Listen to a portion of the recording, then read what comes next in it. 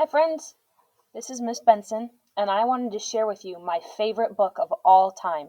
This book is called Miss Rumphius, Story and Pictures by Barbara Cooney.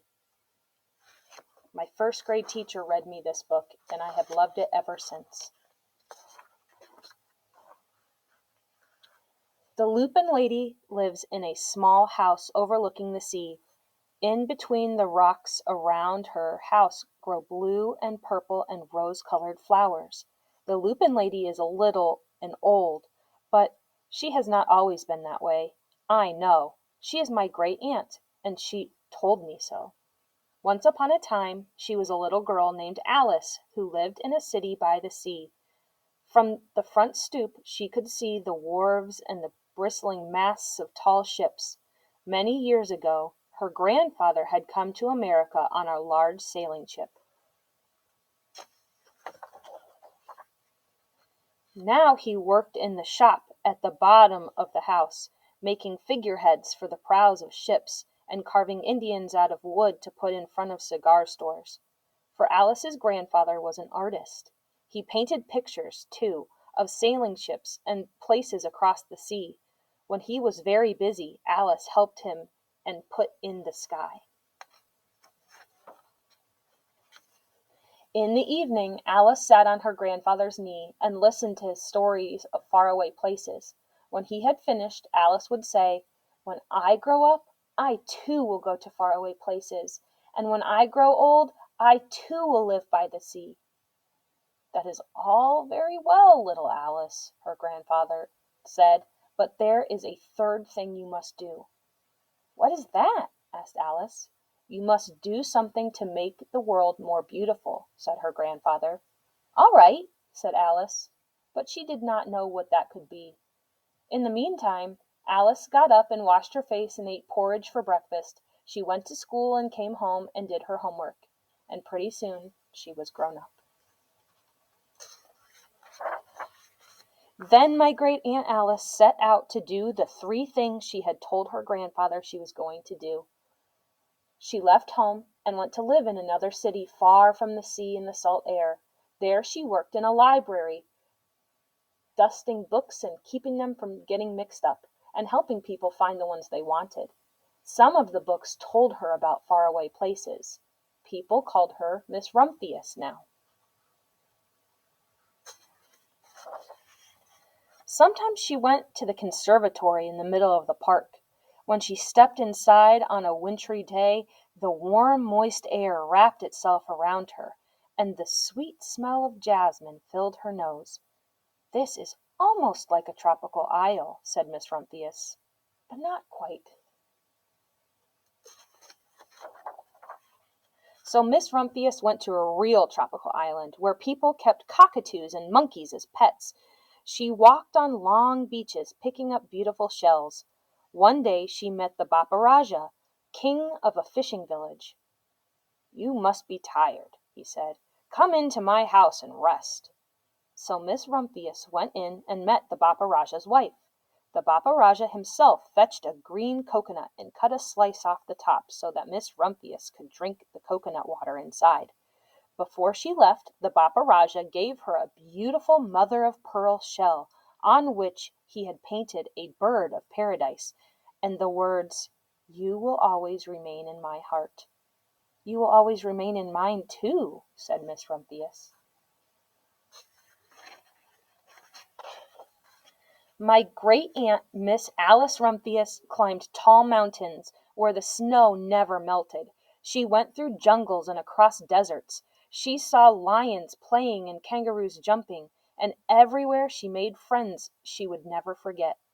Finally, she came to the land of the lotus eaters, and there, getting off a camel, she hurt her back. "What a foolish thing to do," said Miss Rumphius. "Well, I have certainly seen faraway places. Maybe it is time to find my place by the sea." And it was, and she did.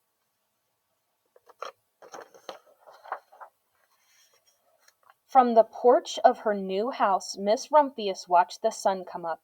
She watched it cross the heavens and sparkle on the water, and she saw it set in glory in the evening. She started a little garden among the rocks that surrounded her house, and she planted a few flower seeds in the stony ground. Miss Rumphius was almost perfectly happy. "But there is still one more thing I have to do," she said. "I have to do something to make the world more beautiful." But what? The world already is pretty nice, she thought, looking out over the ocean.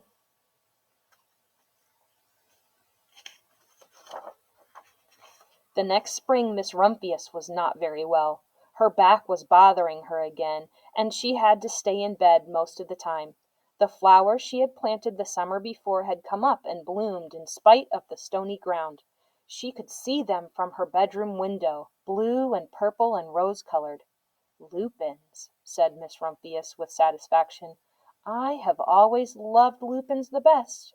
I wish I could plant more seeds this summer so that I could have still more flowers next year." But she was not able to.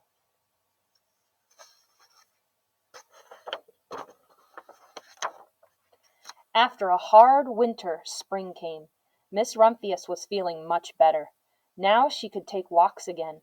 One afternoon she started to go up and over the hill where she had not been in a long time. "I don't believe my eyes," she cried when she got to the top, for there on the other side of the hill was a large patch of blue and purple and rose-colored lupins. "It was the wind," she said as she knelt in delight. "It was the wind that brought the seeds from my garden here. And the birds must have helped." Then Miss Rumphius had a wonderful idea.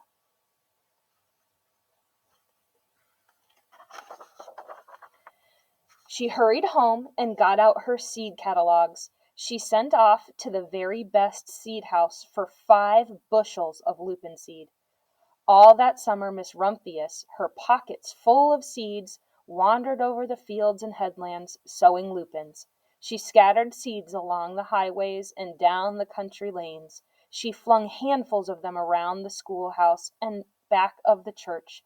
She tossed them into hollows and along stone walls. Her back didn't hurt any more at all. Now some people called her that crazy old lady.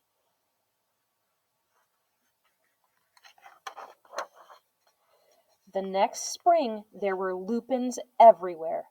Fields and hillsides were covered with blue and purple and rose-colored flowers. They bloomed along the highways and down the lanes. Bright patches lay around the schoolhouse and back of the church. Down in the hollows and along the stone walls grew the beautiful flowers. Miss Rumphius had done the third, the most difficult thing of all.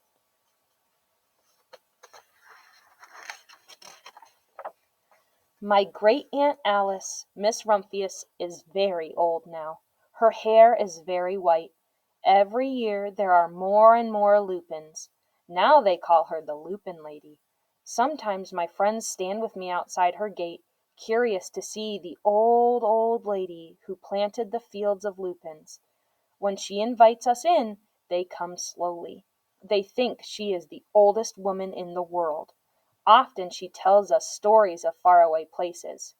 "When I grow up," I tell her, "I too will go to faraway places and come home to live by the sea." "That is all very well, little Alice," says my aunt, "but there is a third thing you must do." "What is that?" I ask. "You must do something to make the world more beautiful." "All right," I say.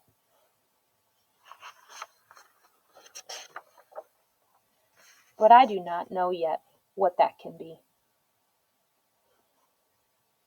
I hope you guys all go out into the world to make it more beautiful. I know you already do here at Mohawk Trails. Have a good night, friends. Thanks for listening.